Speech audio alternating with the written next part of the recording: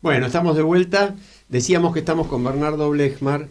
Bernardo, y lo decíamos con todo el cariño que le tenemos, pero sobre todo con todo el respeto que le tenemos, ha sido designado por la legislatura de la Ciudad de Buenos Aires personalidad destacada en el ámbito de la educación, en mérito de una enorme trayectoria que nos llevaría más de lo que tenemos de programa para relatarla.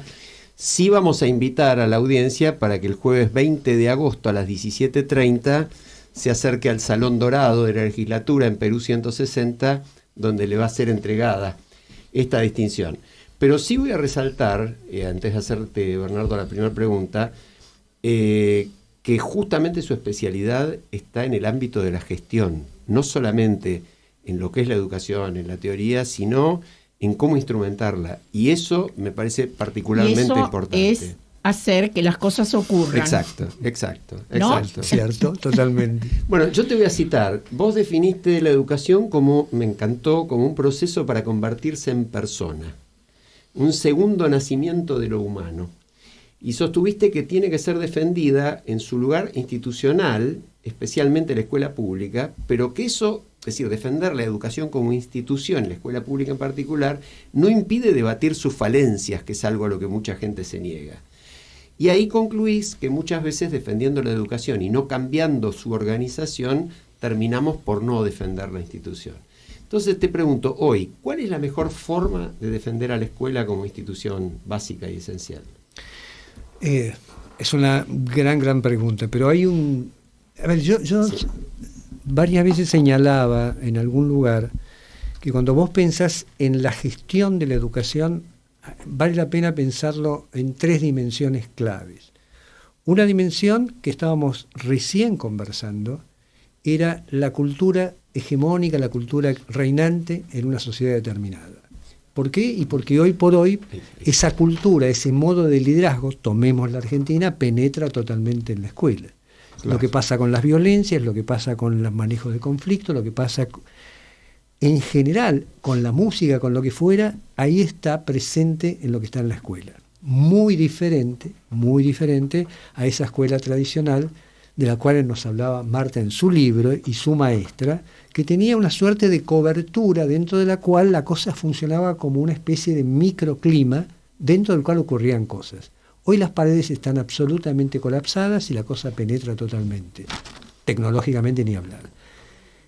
La segunda dimensión son las políticas públicas y la gestión de la política pública. Yo a esto le agregué la gestión porque muchas veces la política pública es una cantidad de documentos, de políticas, de discursos que después no se complementan. Las dos grandes cambios y transformaciones de la educación en el 90 y en el 2000 no terminaron, fracasaron ambas dos. Y la última es lo que le cabe a cada centro educativo. Entonces, si vos pensás hoy cuáles son, a mi modo de ver, por lo menos, los grandes desafíos que tenés, para los cuales no tenemos una respuesta única, tenés un desafío básicamente en los modos de enseñanza y aprendizaje, incluyendo lo de la tecnología, incluyendo la inteligencia artificial, incluyendo todo lo que ha cambiado respecto al conocimiento. Pero por fuera tenés un tema que está presente, que es lo social. Tenés cambios de modelos de familia, tenés una violencia creciente que interviene en la escuela. Una de las cosas que está ocurriendo últimamente es la cantidad de denuncias por violencias, armas en algunos casos, que no es local argentino, está ocurriendo. Uh-huh. El tema de las denuncias por acoso sexual o por...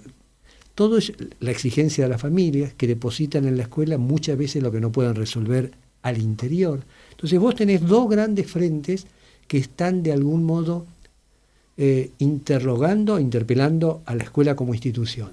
Lo social y las nuevas consideraciones para generar un nivel de aprendizaje importante y significativo. Y en ambos dos tenemos un dato que es muy interesante. En la última investigación del Latin Barómetro, la educación aparece en el 7º lugar de la preocupación de los argentinos. ¿El 7º lugar? 7º lugar de apropiación. Y solamente uno del 5% de la gente consultada decía que este es un tema clave. Ahora, también, ¿por qué pasa esto? Bueno, tenemos un tema, y es que la gente que tiene recursos no ve a la educación como totalidad, sino que cree que si su escuela o la de sus hijos está bien en el modelo privado, no tiene por qué ocuparse de la urgencia de lo que ocurre en lo público. Y si en lo público solamente es habitado por la gente con menor recurso y menos voz, tienen menos fuerza para poner este tema sobre la mesa. Interesante. Claro, sí, sí. De cualquier manera, y vos lo resaltás en notas que te han hecho, incluso en los libros que has publicado, docentes puede haber muchos, pero maestros hay muy pocos, ¿no? Y yo vuelvo a insistir, quienes hemos tenido 1, 2 maestros importantes en nuestra experiencia educativa, es algo que nos rescata en cantidad de situaciones durante toda la vida. Y leía hace estos días, vos mencionaste la intromisión o la introducción de la tecnología en las escuelas, un artículo de Fernando Tomeo, que es el docente ético en la era de la inteligencia artificial, ¿no? La inteligencia artificial puede hacer muchas cosas, pero es el docente ético, lo califica él, el que ayuda a construir esa persona, ¿no? Y después empieza el artículo incluso diciendo o haciendo referencia a una frase de Eleanor Roosevelt que dice: dar amor constituye en sí dar educación.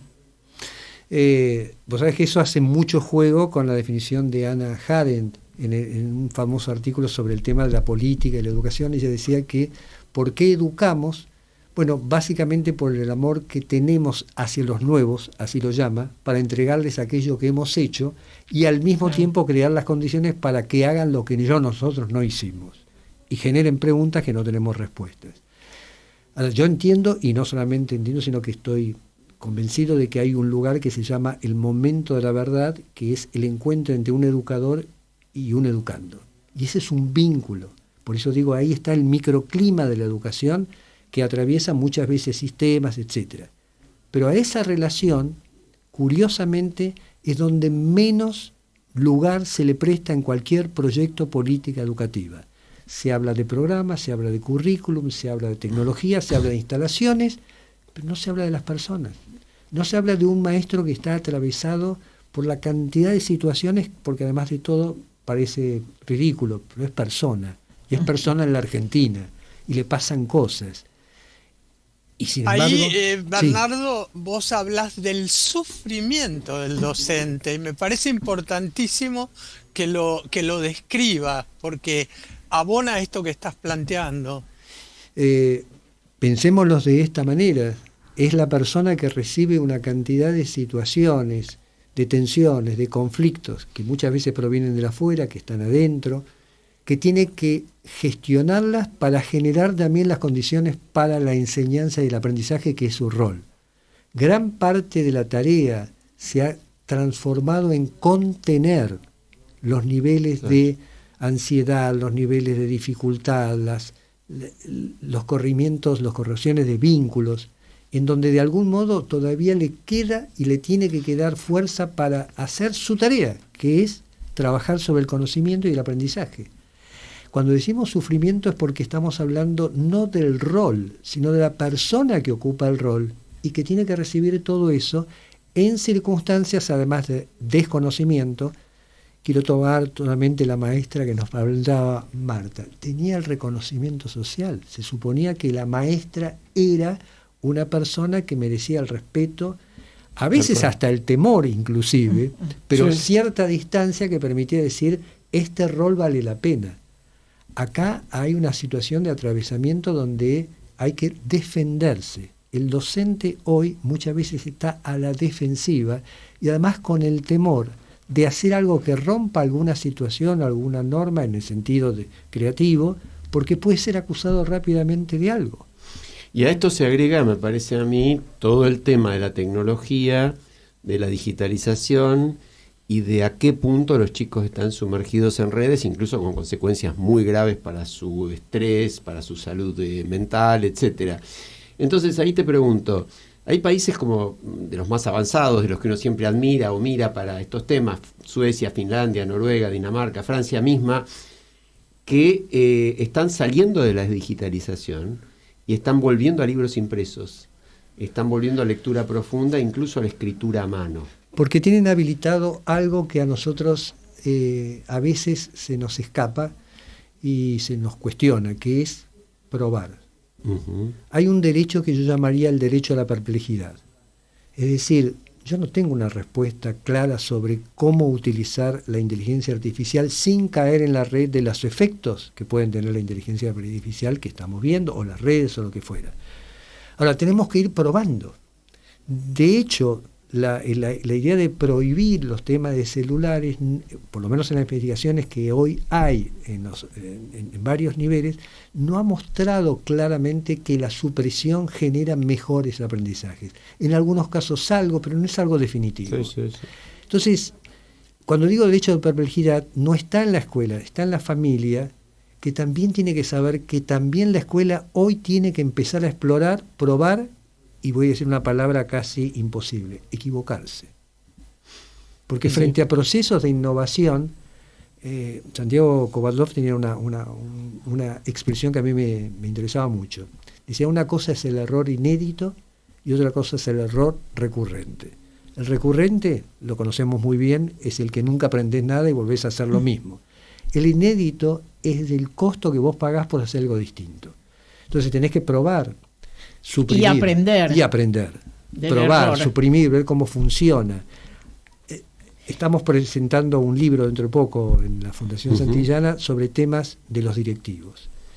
Eso quería preguntarte, el rol de la dirección en la escuela, que lo mencionás en varias de las notas que te han hecho, porque decís, no es un paso más, es una carrera más, la carrera directiva, ¿no? Contanos algo de eso. Paso el aviso, 12 y 13 de agosto en la Biblioteca del Congreso Nacional, 17º Foro Latinoamericano de Educación, el documento básico, por ahí a Bernardo le suena porque lo escribió él, sí. Por un nuevo posible en la gestión escolar a propósito del rol del director en tiempos de confusión.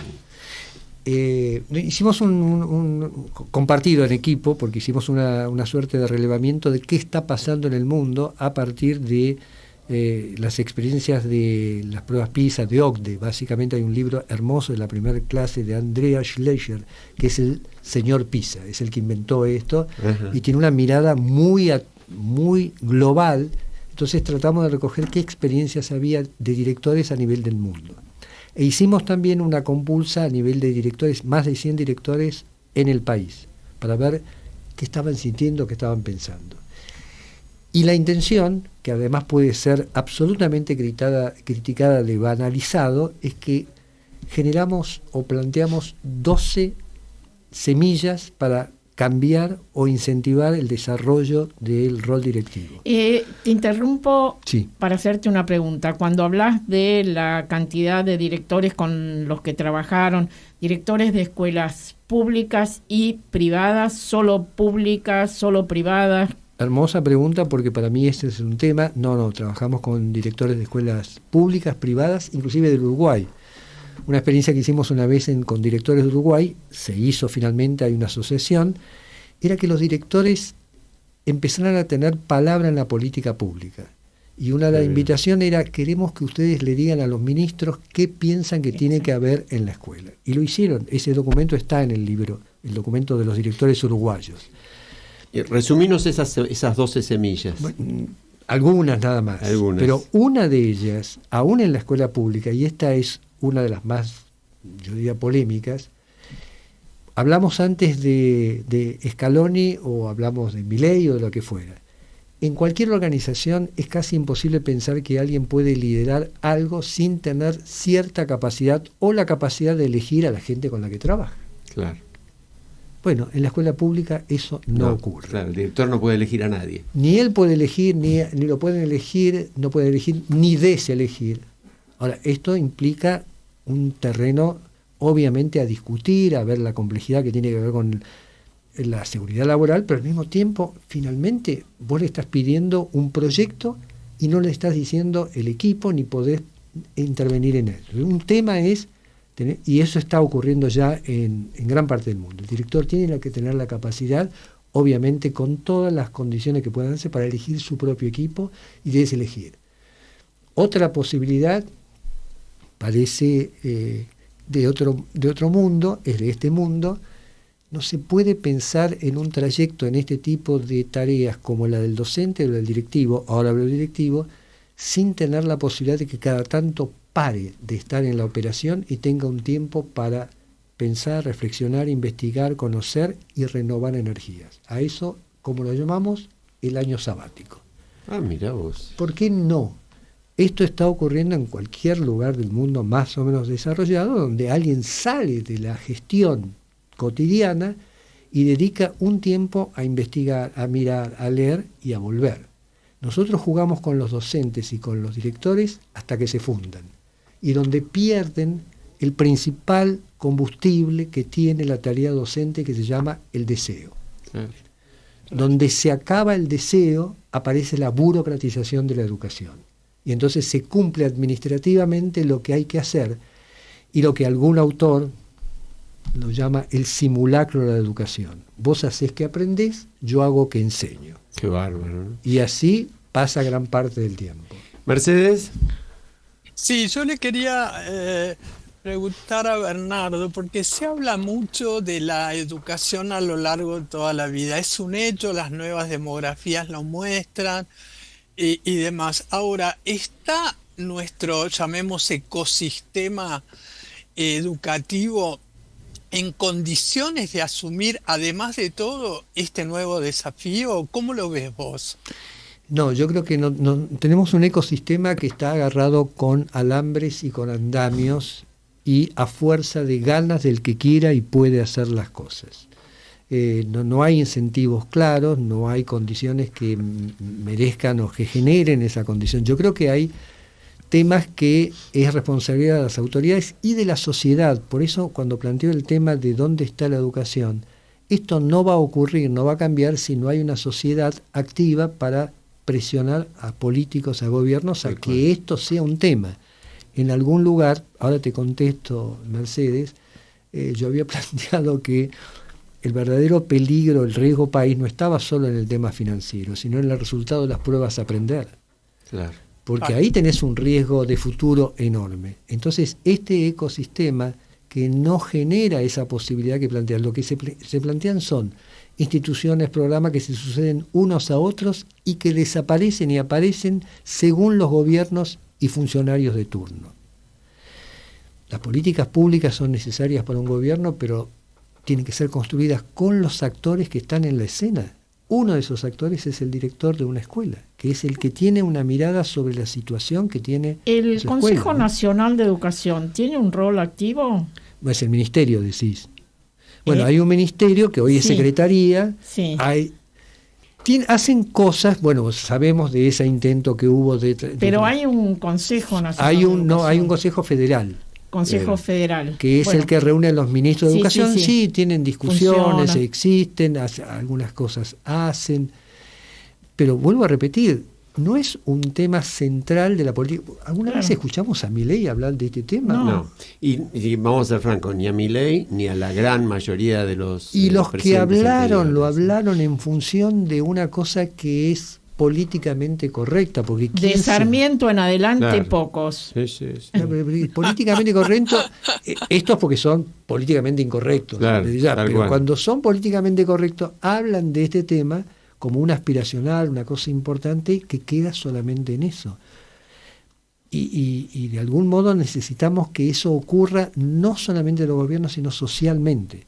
Esto en pequeño que están haciendo ustedes, trayendo este tema cada tanto, bueno, debería ser casi un tema que esté presente, claro, si pensamos que hay algo que está vinculado a nuestro futuro, en educación, en la ciencia, en la universidad, que son todos los ámbitos que este gobierno se ha encargado de atacar. Yo quería cambiarte un poquito el ángulo y como hombre de la organización y de la gestión, te llevo a las frases que detienen el pensamiento. ¿Te gusta? Es una expresión tuya. Frases que detienen el Sí, pensamiento, claro. dijiste. Y citaste como ejemplo, y me encantó, dos menciono. Hay una sola alternativa, célebre, y la otra, voy a hacer todo lo posible. Y decís, ¿por qué detienen el pensamiento esas frases? Casi jugando con eso, yo decía que son frases que habría que censurar en cualquier modelo organizacional, obviamente en la escuela. Primero porque es una frase que cierra cualquier otra alternativa cuando vos decís, tenemos una sola alternativa. Podés decir que es la mejor que tengo, por la que yo conozco, pero cuando vos decís que hay una sola, ya estás preparado para rechazar cualquier otra. Especialmente si puede ser mejor, con lo cual nuestro narcisismo y ego se ve humillado. Entonces, nunca hay una sola alternativa, ni dos, ni tres, ni cuatro. Hay las alternativas que la gente crea y puede hacerlo. Invitás a hacerlo cuando decís, esta es la que tengo, es la mejor que tengo, pero está abierto a otras. Pero con la frase no es menor. De la forma en que hablamos y pensamos, alcahuetamente accionamos. Exacto. No es solamente un problema lingüístico, sino que genera acción. Y la otra es una frase básicamente que rehúye un compromiso real. Porque si vamos a tomar mi invitación al programa. Imagínate que yo Si vos hubieras dicho, voy a hacer todo lo voy a posible, hacer todo lo posible por ir. Y entonces acá estaríamos preguntándonos, ¿pero vendrá? ¿Viene ¿No o viene vendrá? o no viene? Que habitualmente el voy a hacer todo lo posible es una petición anticipada de disculpa porque vos no lo vas a hacer. Claro. Pero el otro cree que podés hacerlo, con lo cual espera que lo hagas, pero yo no sé si lo voy a hacer. Entonces yo puedo decir, yo voy a ir al programa. Ahora, acá viene una pregunta muy importante. ¿Depende de que yo vaya solo de mí? No. Me puede pasar algo, puede ocurrir algo, pero lo que depende de mí es mi compromiso. Tal cual. Por eso se dice que los resultados son condicionales. El compromiso es incondicional. Yo, si vuelvo a la primera parte del programa, diría, Scaloni va a poner a alguien en la cancha que diga voy a hacer todo lo posible. Seguro que no. Seguro que no, y está muy bien. Pero una de las cosas... Antes sí. de Dale, terminar Mercedes. el programa, Bernardo, un ejemplo de tantos que debes tener de buena práctica en algún colegio que tuvo que ver con tu propio consejo, asesoramiento y coacheo inclusive, No creo... para que la audiencia se vaya sabiendo que es posible el cambio. Cantidad, lo que no podría decirte es por mi consejo, porque seguramente no habrá salido bien. Pero hay muchísimas experiencias. Bueno, hemos invitado docentes maravillosos acá. Tal cual. Hay gente que está haciendo... Y solos en ámbitos bastante hostiles. Muy hostiles. El gran problema, Mercedes, es que si no, lo que tomamos son héroes, y son realmente héroes, porque atraviesan toda la dificultad y hacen cosas increíbles. Héroes cívicos. Héroes cívicos. Ahora necesitamos menos héroes y más posibilidades que las cosas sucedan más allá de individualidades. Bertolt Brecht decía, pobres de las sociedades que necesitan de héroes. Sí, sin ninguna duda. Muy cortito, porque se nos va ya el tiempo. ¿Qué opinas sobre las pruebas a aprender? Porque hubo como una polémica, se dijo que se había mejorado bastante en lengua. Se mejoró lengua más que matemáticas, y no está claro por qué. Ajá. Por supuesto el gobierno lo adhiere al plan de alfabetización, que puede tener alguna situación.